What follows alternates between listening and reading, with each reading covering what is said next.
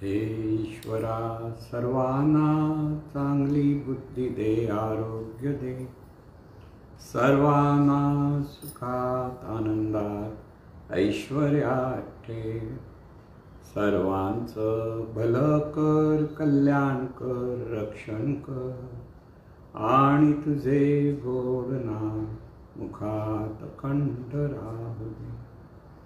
सद्गुरुनाथ महाराज की जय. सद्गुरु पैमावली मातोश्री माई यांना प्रथम कृतज्ञपूर्वक वंदन. आणि आपण सर्व सद्भक्त सत्श्रोते हो, आपणा सर्वांना आदरपूर्वक नमस्कार. आज सोमवार आहे आणि आपला जो विषय आहे, चला आपण सारे आनंदाने जीवन जगूया. आनंदाने जीवन जगण्यासाठी एक महत्त्वाचा पैलू आपल्या जीवनात आवश्यक आहे. याने एक पैलू आपण म्हणतो, तर ते आणखी एक महत्त्वाचा पैलू आवश्यक आहे, तो म्हणजे श्रद्धा. श्रद्धा हा जीवनाचा पाय आहे. प्रत्येक माणूस जो जीवन जगतो त्याच्या ठिकाणी कसली ना कसली तरी श्रद्धा ही असतेच. आणि त्या श्रद्धेतून त्याचं कर्म किंवा जीवनक्रम चालू होतो. जिथे श्रद्धा ही श्रद्धा नसते, म्हणजे डळमळीतपणा जर असेल तर तिथे जीवन अस्थिर व्हायला लागतं. नेहमी लक्षात ठेवायचं. ही जी श्रद्धा आपण म्हणतो, मग ती अंधश्रद्धा, डोळश्रद्धा, आत्मश्रद्धा या अंगाने फरक लक्षात घेता येतो. पण पहिले श्रद्धा म्हणतो आपण. श्रद्धेचा आणि अंतर्मनाचा संबंध येतो. श्रद्धा असेल तर मनुष्याला उद्याची काळजी लागत नाही, कारण त्याची श्रद्धा आहे. कोणतरी देवतेवर श्रद्धा आहे, की सद्गुरूंवर श्रद्धा आहे. आणि त्या श्रद्धेमुळे कशीही परिस्थिती आली तरी त्या श्रद्धेतून जर श्रद्धावान जो असतो तो स्थिर मनाने जीवन जगायला लागतो. लक्षात घ्या. श्रद्धा असेल तर मन स्थिर असतं,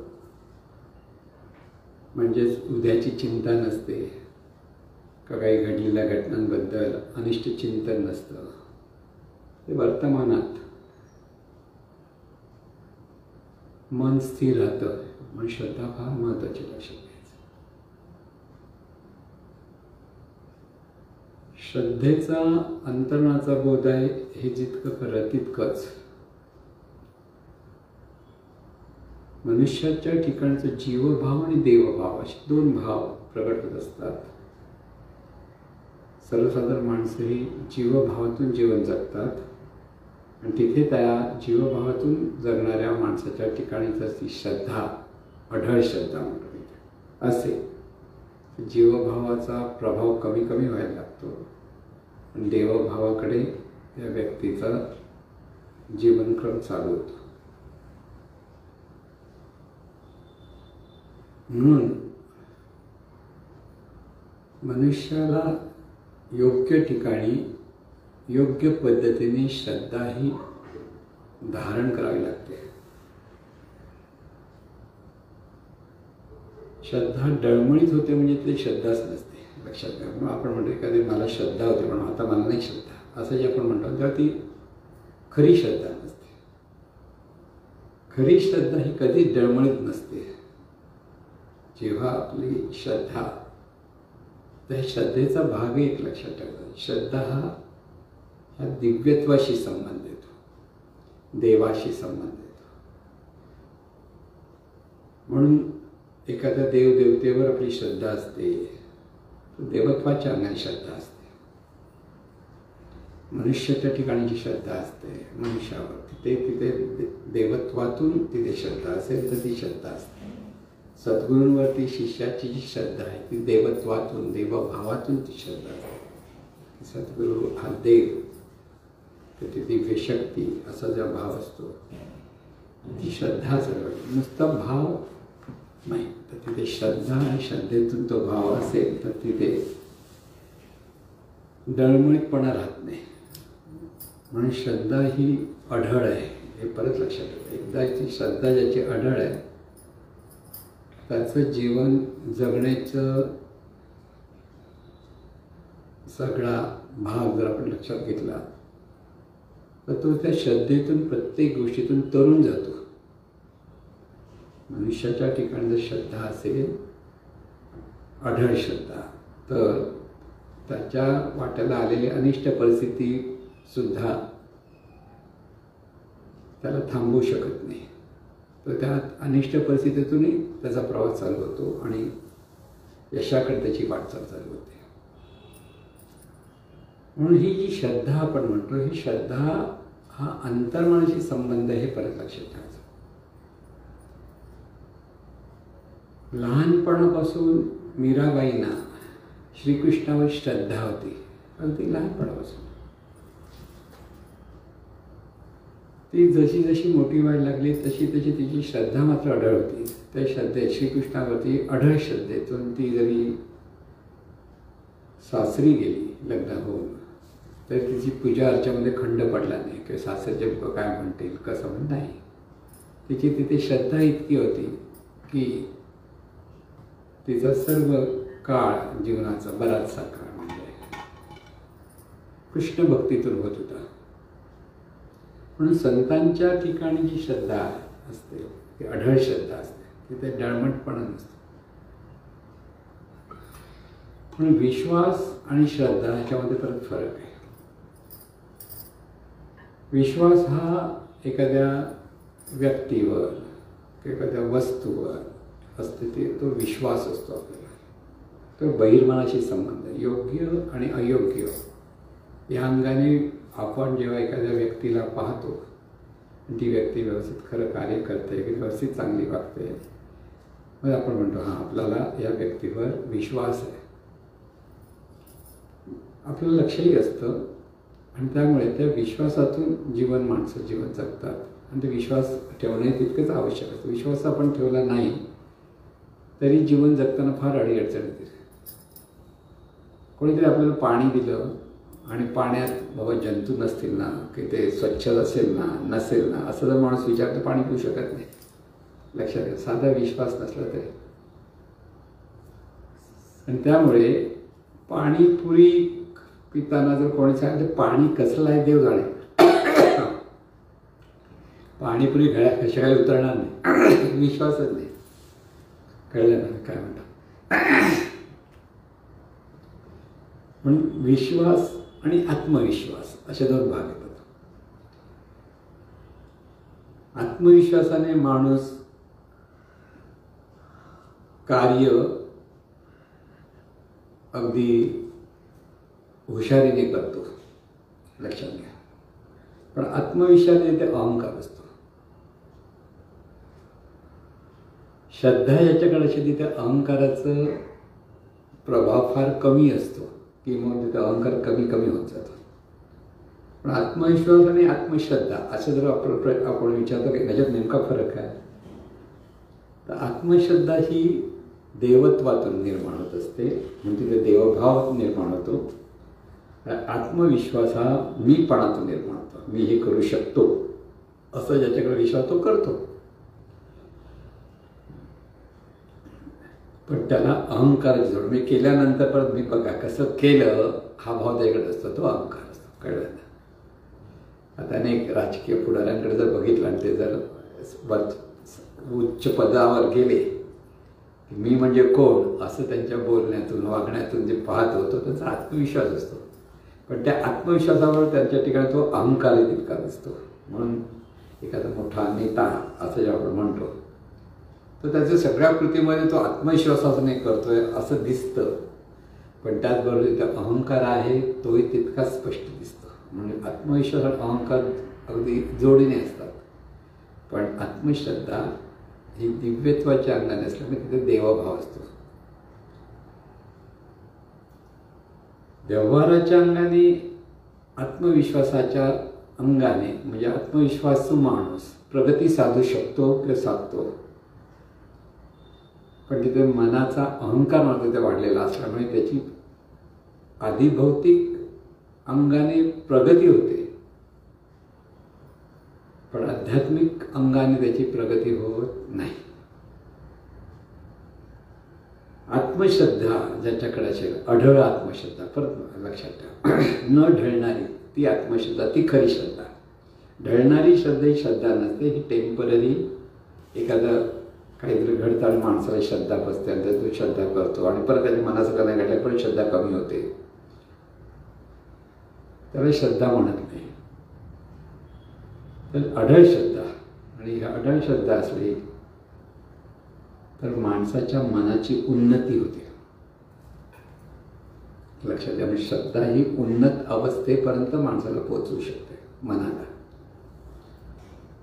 आणि म्हणून श्रद्धा ही फार महत्त्वाची आहे. म्हणून श्रद्धा म्हणत असताना अंधश्रद्धा आणि डोळश्रद्धा असे दोन प्रकार येतात. काही लक्षात न घेता माणूस जेव्हा एखाद्या गोष्टीवर श्रद्धा ठेवतो त्याला अंधश्रद्धा म्हणतात. काही सारासार विचार न करता, आणि सारासार विचार करून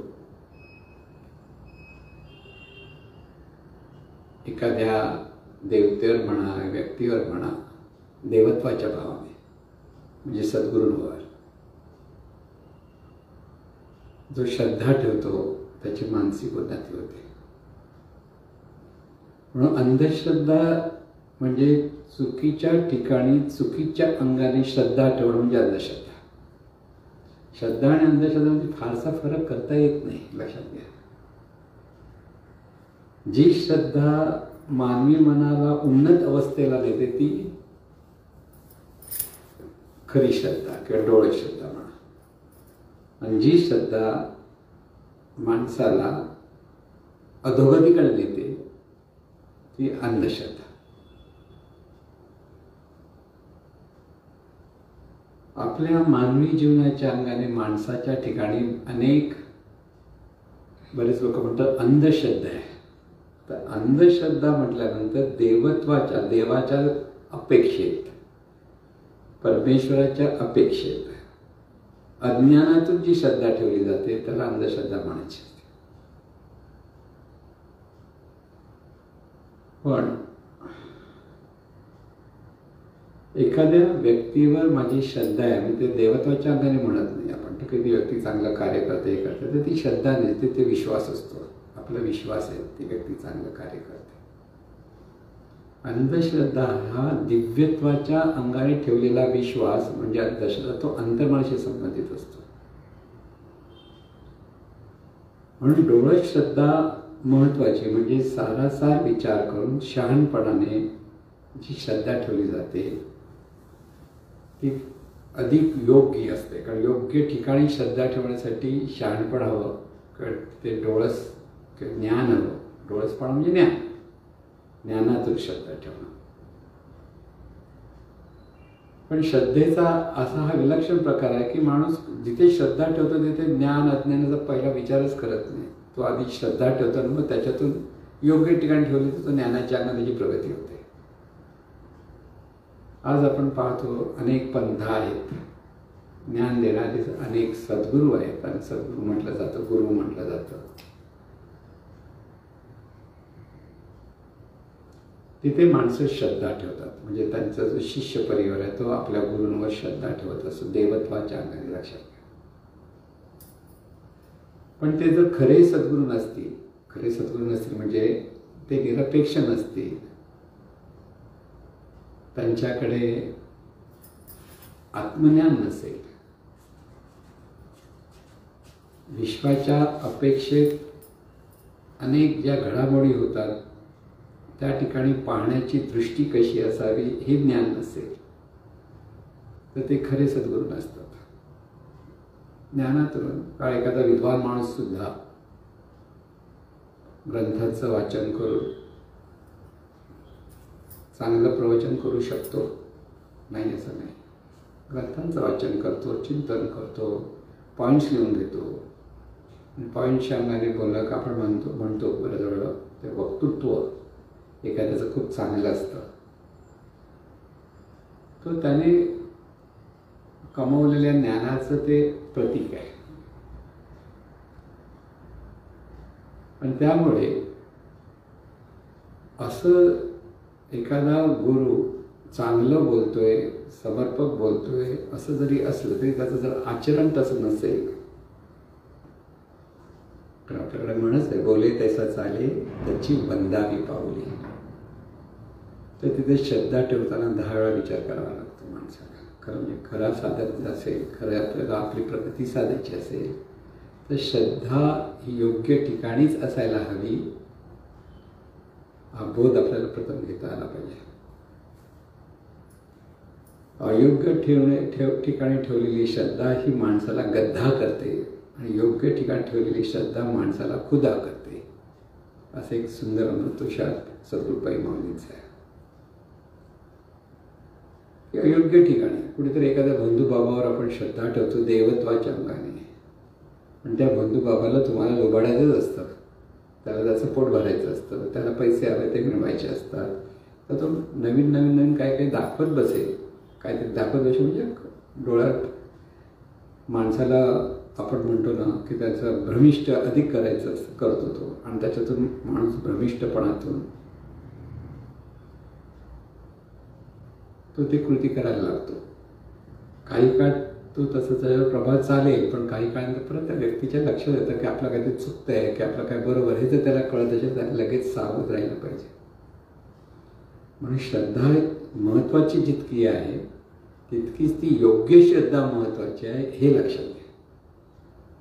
म्हणून श्रद्धा ही एखादा मार्गदर्शक ज्याला आपण सद्गुरू म्हणतो, ती सद्गुरूंवर श्रद्धा ही फार महत्त्वाची असते. आता योग्य सद्गुरू असायला हवेत, आत्मज्ञानी सद्गुरू असायला हवेत, निरपेक्ष सद्गुरू असायला हवेत, कसली अपेक्षा नाही आहे. ज्ञान देणं ही त्यांची आवड म्हणण्यापेक्षा त्यांच्या ठिकाणी ती ज्ञान देण्याची एक सहज प्रेरणा आहे. काहीतरी आपण मोठ्या गोष्टी सांगाव्यात आणि समाज प्रभावित करावा असा तो भाग नसतो.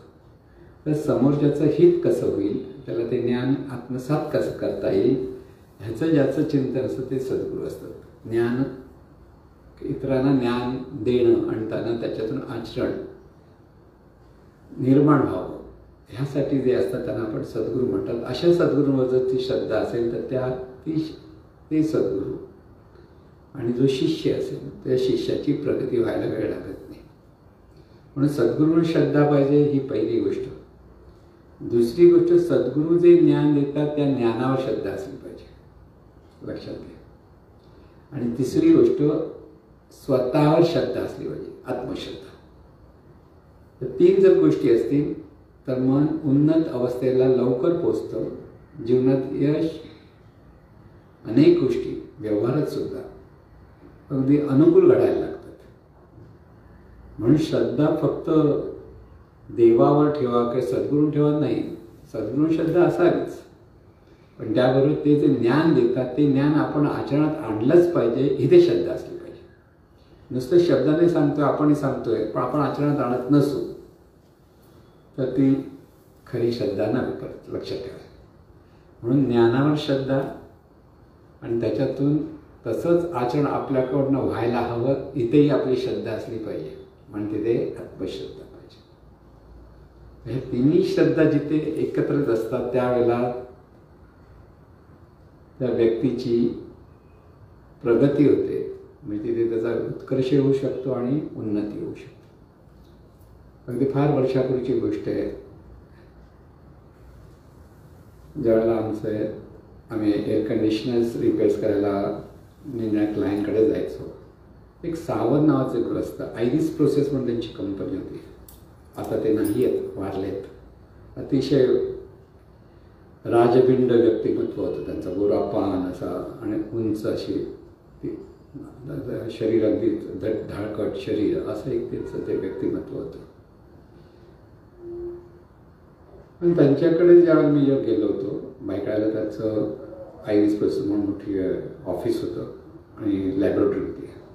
आणि त्यांच्या ऑफिसमध्ये गेलो तर साहेब, तिथे त्यांच्या ऑफिसमध्ये मोठमोठे साईबाबांचे फोटो लागले होते, खूप मोठे, लहान नाही मोठे होते. म्हणजे आपण गेल्या आपल्याला त्या ऑफिसपेक्षा पहिले साईबाबांचे फोटो दिसायचे. तर मी त्यांना विचारले, एवढे मोठे फोटो तुम्ही कशाला लावले? तर त्यांनी त्यांचं स्वतःचं श्रद्धेचं कसे उपयोग होतो ते मी तुम्हाला सांगतो.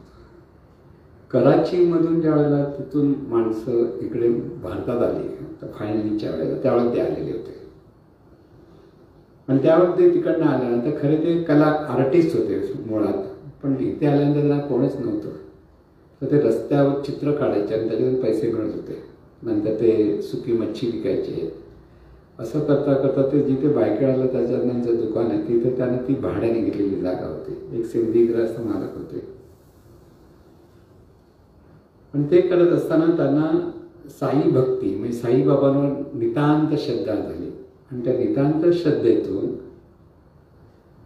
ते चांगले कारागीर तर होतेच, आर्टिस्ट होते, पण त्याचबरोबर त्यांनी ही आयरिस प्रोसेस म्हणजे ॲडव्हर्टायझिंगमधली जी काही लॅबोरेटरीची जी कामं केली जायची, फोटोज वगैरे की चित्र वगैरे कशी जीविताचे त्या पद्धतीने तिथे त्यांची इतकी प्रगती झाली की ते अतिशय धनवान झाले तिथे.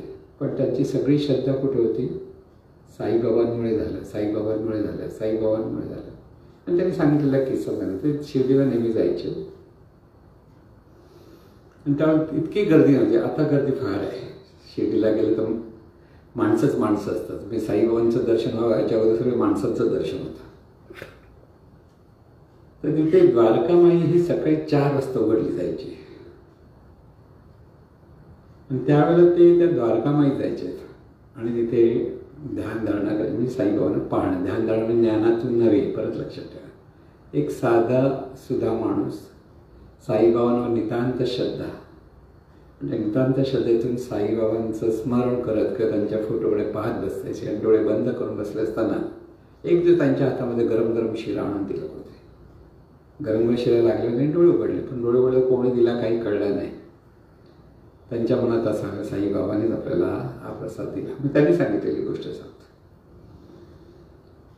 आणि त्यामुळे त्या श्रद्धेतून ते जे काम करत होते त्याच्यामुळे इतकी प्रगती झाली त्यांची की ते एकदम जे अत्यंत गरीब होते त्याच्याऐवजी ते धनवान व्हायला लागले. आणि पण ते प्रामाणिकपणे त्यांचं काम मात्र, कारण साई बघा, ज्याची श्रद्धा असते तो माणूस प्रामाणिकपणे काम करतो. परत लक्षात ठेवा, त्याची साईबाबा देवत्वाच्या अंगणे साईबाबांमुळेच माझं झालेलं आहे. आणि साईबाबांप्रती जो देवत्वाचा भाव होता त्या श्रद्धेतून हे साबण प्रामाणिकपणे पण काम करायचे आणि अत्यंत कौशल्याने काम करताना त्यांची भरभराट ऑटोमॅटिक होतच होती. मी म्हटलं बाई फोटो काय एवढे ठेवले? म्हणजे मला सतत साईबाबांचं दर्शन व्हावं ठेवलं एक. पण त्यांच्या ऑफिसमध्ये कोणी जरी आला बाहेरचा, म्हणजे सरकारी चेकअप करायला तर यायचे कोणी इन्कम टॅक्सवाले यायचे, कधी कोणाले, ते साईबाबांचे फोटो बघितले की एकदम शांत बसायचे. म्हणतात काय त्यांना काय बोलायचे नाही जास्त, कारण ते बऱ्याच लोकांना साईबाबांची श्रद्धा त्या काळात होती आणि आताही आहे. त्यामुळे साई भक्त म्हटला की आणि ज्याच्या मनात साईबाबांमध्ये श्रद्धा तो त्या व्यक्तीवर चांगलाच वागायचा. त्यामुळे त्यांना तो त्रासच होत होता. दुसरी गोष्ट त्यांनी सांगितली, त्या साई भक्तीतून म्हणजे सतत मनापासून प्रामाणिकपणे करत. आणि तो जो मालक होता त्या जागेचा, तो इथे भाडणे होती ती जागा, तो मध्ये त्यांना काढण्याचा प्रयत्न वगैरे करत होता. पण त्यांनी ते आपले साई भक्तीतून करून त्यांना बाबा पोता करून सांभाळता मग त्याने एक दिवस त्यांना विकूनच टाकली जागा. म्हणजे ते मालकच झाले. ते त्यांचं म्हणणं असं होतं की ह्या श्रद्धेतून हे सगळं झालं. माणसाची प्रगती कशी होते ते मी तुम्हाला सांगतो. म्हणजे तो हुशार असतो माणूस, कधी त्याचं कौशल्य जड होतं, प्रामाणिकपणे काम करण्याची हातोटी होती, तरीसुद्धा ज्याला श्रद्धा असते त्याची प्रगती लवकर होते, हे मला सांगायचं. म्हणून श्रद्धेने काम करा. आणि साईबांचा मंत्रच आहे ना, श्रद्धा आणि सबुरी. म्हणजे प्रत्येक कृती श्रद्धेतून करा. की आता त्यांच्याकडे कसं म्हणजे हे होतं ते साईबाबांमुळे होतं. म्हणजे करते पण बाजूला होतं, म्हणजे निरंकारी वृत्ती निर्माण होते. निरंकारी वृत्तीमुळे अत्यंत प्रेमाने ते काम करायचे, त्याच्यात त्यांना यश मिळायचं.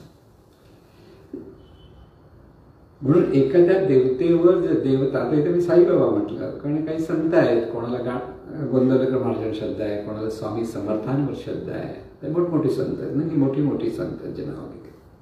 पण कोणाला आपल्या सद्गुरूवर श्रद्धा आहे तरी ते काही कमी नाही, कारण श्रद्धा ही अंतर्मनाचं एखादं शुद्धीकरण करते, दुसऱ्या बाजूने अकर्तेपणातून कार्य करायला प्रवृत्त करते, की मी करता उरत नाही तर करता आहे ती ज्यांच्यावर श्रद्धा आहे त्यांच्यामुळे माझं होतं, त्यामुळे तिथे अहंकार कमी होतो. जिथे अहंकार कमी होतो तिथे पुण्य वाढतं, आणि जिथे पुण्य वाढतं तेव्हा अनुकूल गोष्टी प्राप्त होतात. म्हणजे हे सगळे शास्त्र आहे जीवनाचं. म्हणून श्रद्धेतून प्रत्येक गोष्ट करण्याचा प्रयत्न, पण श्रद्धा ही आता मला तुमच्यावर श्रद्धा म्हणून श्रद्धा होत नाही. तिथे ज्यांच्यावर आपली श्रद्धा असते, म्हणून म्हटलं दोन गोष्टी आहेत. चुकीच्या ठिकाणी श्रद्धा ठेवली तर तोच माणूस फसू शकतो. म्हणून श्रद्धा ठेवण्याच्या अगोदर बराच काळ एखाद्याला सद्गुरूवर माणूस सद्गुरू म्हणून कोणी जे आहे त्यांच्यावर श्रद्धा ठेवायची असेल, की त्यांची भक्ती करायची असेल, की त्यांच्याशी त्यांचा संग जोडून घ्यायचा असेल, तर अगोदर त्यांनी मनापासून त्यांचं सगळ्या गोष्टी निरीक्षण करता आल्या पाहिजेत. कारण जे सतत देवत्वाच्या किंवा आत्मज्ञानाच्या अंगाने कार्य करत असतात त्यांचं कार्य हे आत्मज्ञानानेच होतं. तिथे कसला स्वार्थविरुद्ध साधण्यासाठी असं करतात असं ते दिसतच नाही. जिथे निस्वार्थपणा असतो तिथे सच्चेपण असतो. लक्षात ठेवा, जिथे मला काहीतरी मिळवायचं आहे त्यासाठी माणूस प्रयत्न करतो तिथे तो फसवू शकतो समोरच्याला. आणि म्हणून श्रद्धा ही अंतर्मनात निर्माण होत असेल तरी माणसाने सुरुवातीला सावधपणे ज्यांच्यावर आपण श्रद्धा ठेवतो त्याबद्दल सगळा विचार केला पाहिजे. आता संतांच्या ठिकाणी मोठमोठे संत आहेत, समाधीस्थ संत आहेत, तिथे श्रद्धा ठेवणं पाहण्याची काही गरज नाही. तरी अनेक त्यांचे ग्रंथ वाचलेले आहेत. त्या ग्रंथ वाचनातून कोणीतरी सांगितलं, तसं आता मी म्हटलं सावंतांनी मला सांगितलं, मीही त्या काळात बरंच साई भक्ती करत होतो, श्रद्धेने करत होतो. श्रद्धाच आपली प्रगती करते. त्यामुळे ज्यावेळेला तो व्यवसाय माझा सुद्धा नवीन असल्यामुळे अस्थिर होतो, बऱ्याच विवंचना होत्या, पण प्रपंचात त्यामुळे स्थैर्य प्राप्त व्हायला लागलं. हा माझा अनुभव सांगतो की इथे श्रद्धेतून स्थैर्य. कारण ज्यावेळेला आपण व्यवसाय करतो, व्यवसाय हा काही पटकन स्थिर होत नाही, तिथे अस्थिरताच खूप असते. काही वेळेला मनासारख्या गोष्टी करतील, काही वेळा प्रॉफिट घडेल, काही वेळेला नुकसानही होतं. अशा वेळेला काम मिळतं, काम मिळत नाही, त्याच्यामुळे माणूस इतका अस्थिर असतो. आणि त्याची जर श्रद्धा असेल तर त्याचं मन स्थिर व्हायला लागलं की त्या स्थिर मनाला अनुकूल गोष्टी लवकर प्राप्त होतात. हे शास्त्र आपल्याला माहीत आहे. म्हणजे श्रद्धेतून माणसाचं मन स्थिर होतं. म्हणून ह्या श्रद्धेने प्रपंच तर चांगला होतोच, पण त्याचबरोबर परमार्थही सिद्ध व्हायला लागतो. परमार्थाच्या अंगाने सुद्धा प्रगती व्हायला लागते. पण इथे खरे सद्गुरू मिळायला पाहिजेत आणि खरा शिष्य. तुम्ही आता समाधीस्थ झालेले जे संत महात्मे आहेत त्यांच्यावर श्रद्धा ठेवले तर फसवण्याचा काहीच प्रकार नाही होणार. पण ज्ञानासाठी तुम्हाला कोणतरी परत देहधारी सद्गुरू व्हायला लागणारच. लक्षात ठेवा, श्रद्धेने तुम्ही बाबा, आता मी ज्या वेळेला साई भक्ती करत होतो श्रद्धेने करत होतो आणि प्रपंच सुखाचं होत होतं, पण ज्ञान नव्हतं मिळत.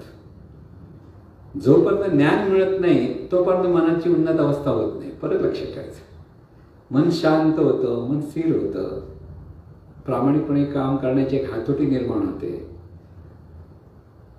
सर्व काही साईबाबांमुळे झालं अशा विचारातून आपण जेव्हा कार्य करतो तेव्हा आपला अहंकार तितका आपण दाखवत नाही कोणाला, पण संपूर्ण अहंकार जातो असं नव्हे, समजलं ना.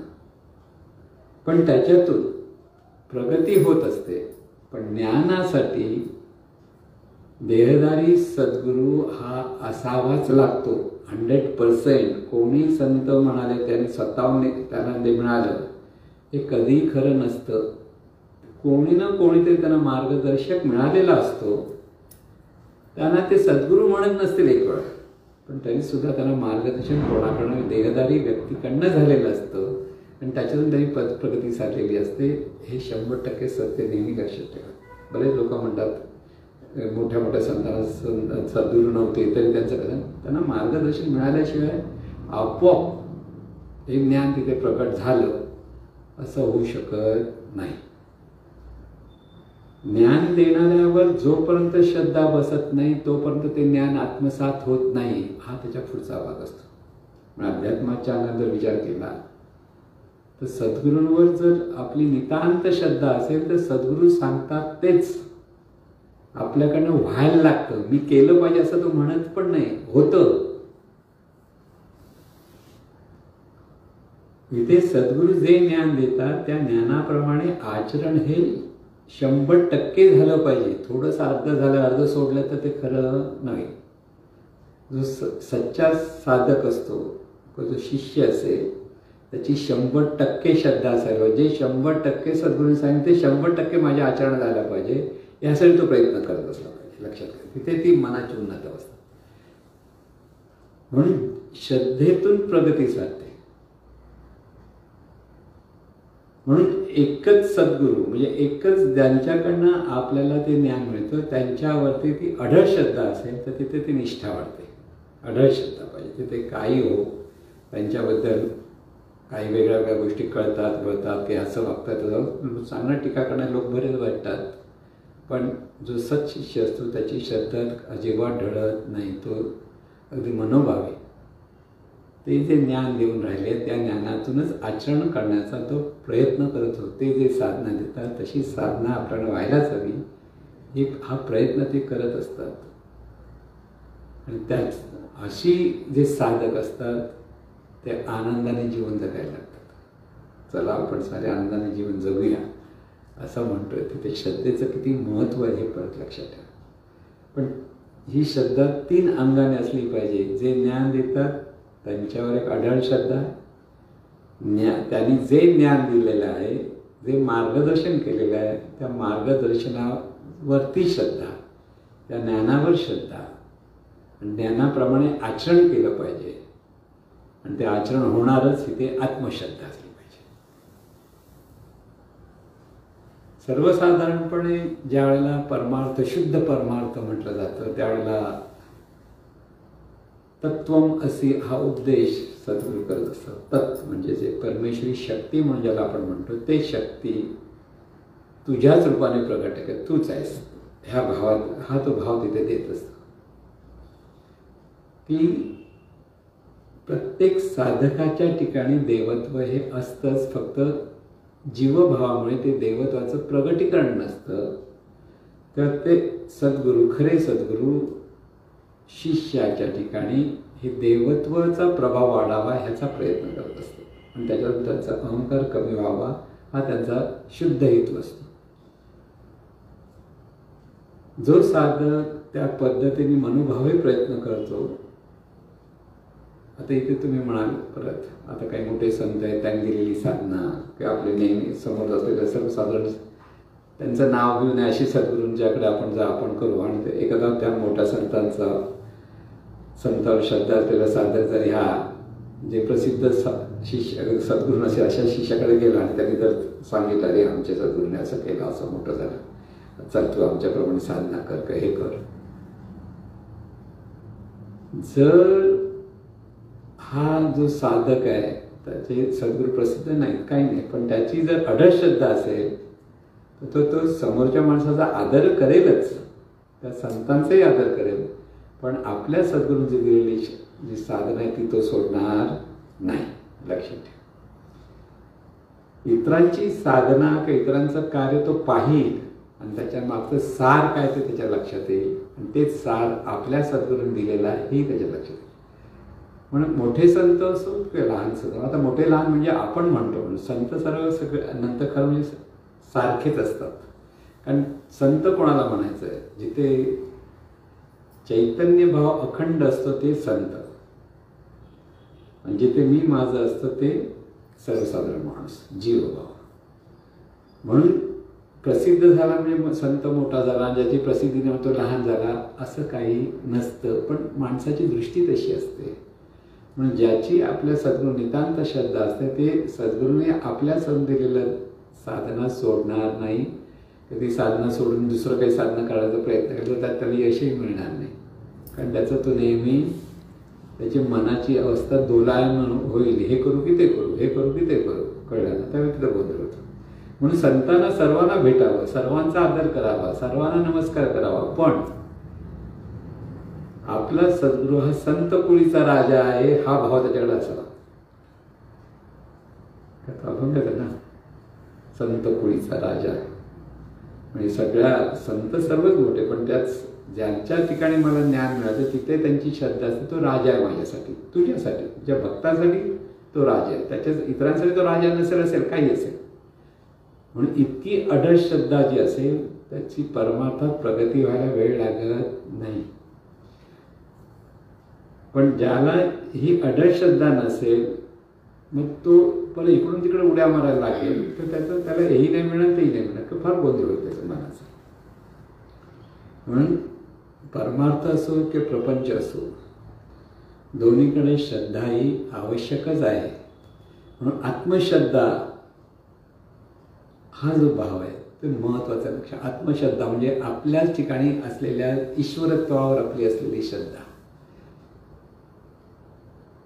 तू ईश्वर आहेस हे ज्ञान सद्गुरू दिल्यानंतर त्या ज्ञानावर श्रद्धा आणि मी म्हणणारी ही ईश्वरी शक्तीच इथे प्रगट आहे ही सद्गुरूंच्या असलेल्या श्रद्धेतून त्यांनी दिलेल्या ज्ञानातून स्वतः ठिकाणी ती श्रद्धा निर्माण करते. ती असते ती आत्मश्रद्धा.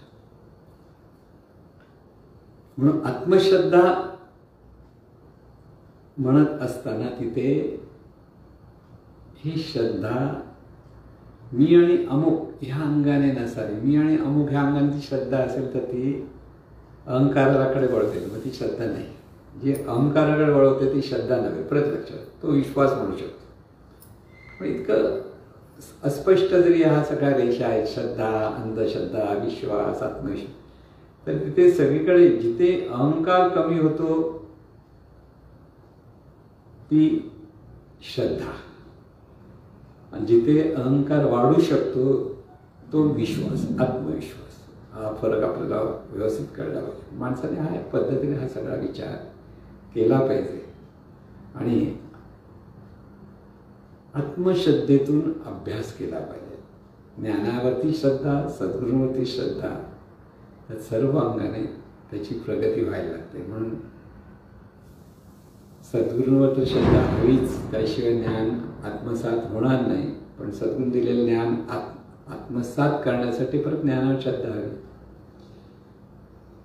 या आत्मसात करण्याच्या प्रक्रियेतून आपल्याच ठिकाणी ईश्वरत्व आहे ह्याची जाण ज्या साधकाला निर्माण होते तेव्हा त्याच्याकडे असते ती आत्मश्रद्धा प्रगटते.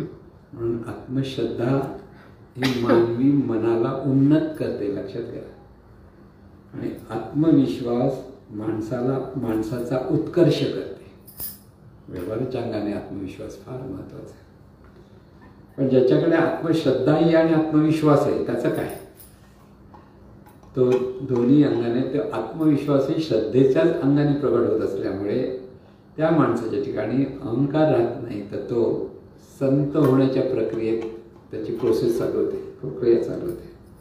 की जितका आत्मश्रद्धा प्रबळ होत जाते तितकं तिथे संतत्व प्रकट व्हायला लागतं आणि तिथे खऱ्या अर्थाने त्या साधकाची प्रगती होते. म्हणून खरे सत्शिष्य हे उद्याचे सद्गुरू होतात हा नियम आहे. कारण खऱ्या शिष्याला सद्गुरूंवर असलेली जी श्रद्धा असते, ज्ञानावर असलेली श्रद्धा आणि आत्मश्रद्धा तिन्ही एकत्र होतात, तेव्हा तो शिष्य हा उद्याचा संत किंवा उद्याचा सद्गुरू होत असतो. म्हणून सद्गुरू आणि संत शिष्य या जोड्या जेव्हा आपण पाहतो तो शिष्य सद्गुरू झालेला आपण पाहतो. पुढच्या काळात सद्गुरूंच्या नंतर तो शिष्य सद्गुरूमय होऊन जातो आणि तो सद्गुरू होऊन जातो. कारण ही आत्मश्रद्धा तिथे प्रकट होते.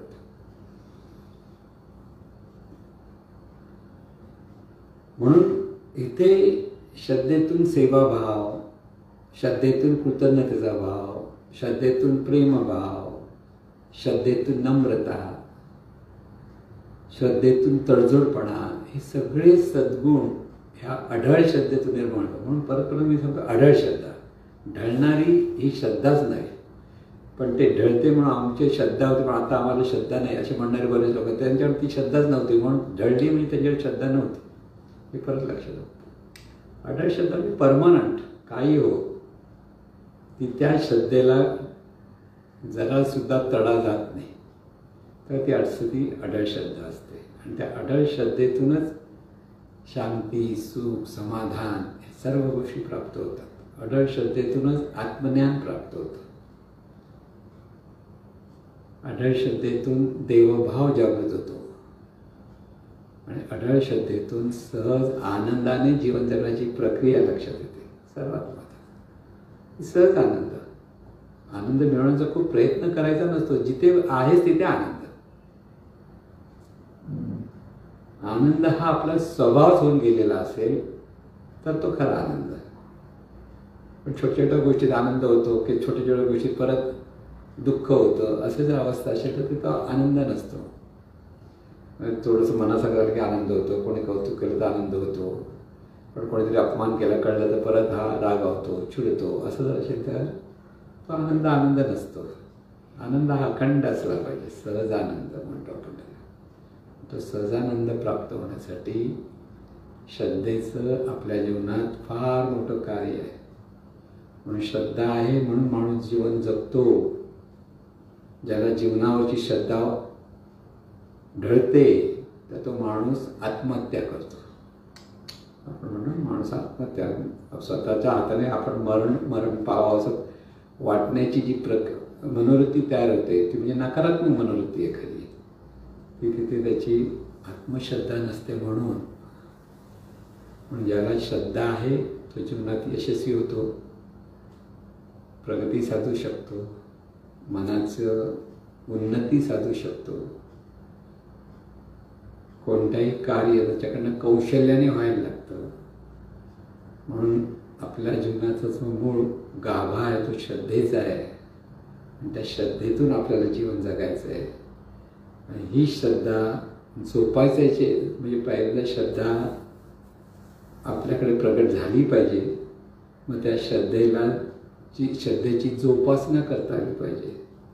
त्या श्रद्धेच्या जोपासनेतून ती श्रद्धा अधिक वाढायला लागते आणि त्या अधिक जशी वाढायला लागते तसं समाधान अधिक आपल्या मनामध्ये निर्माण व्हायला लागतं.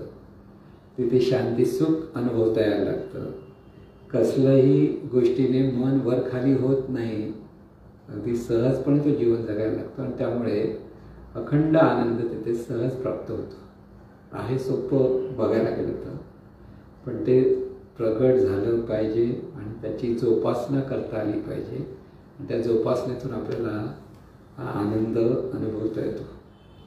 कितीही कोणची वाईट परिस्थिती असो की चांगली परिस्थिती, ज्याच्याकडे श्रद्धा आहे तो त्या दोन्ही परिस्थितीला सामोरं जातो, घाबरत नाही, भयमुक्त होतो.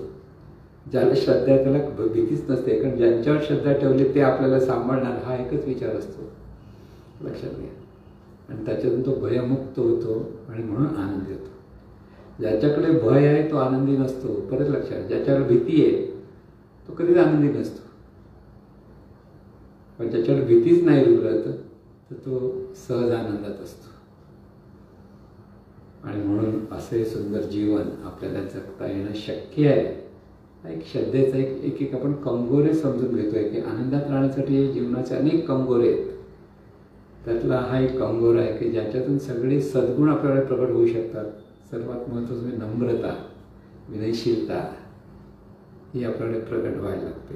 आणि म्हणून श्रद्धापूर्वक जीवन जगायचं आहे. श्रद्धेशिवाय म्हणून जीवन जगूच शकत नाही. परत लक्षात ठेवा. मार्क्सवादी लोक इतरांना अंधश्रद्धाळू म्हणतात, म्हणजे धर्मावर की देवावर श्रद्धा ठेवतात ते त्यांना मान्य नसतं.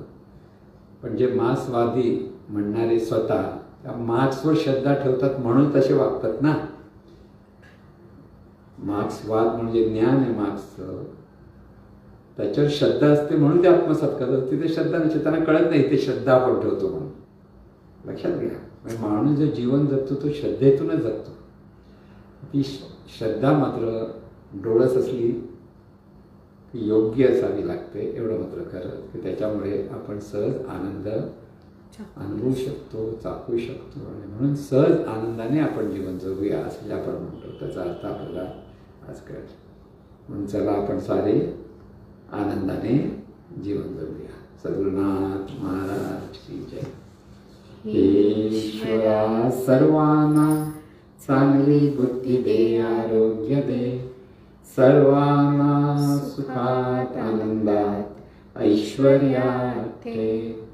सर्वांचं भलं कर, कल्याण कर, रक्षण कर, आणि तुझे गोड नाम मुखात खंड राहू दे. सद्गुरुनाथ महाराज की जय.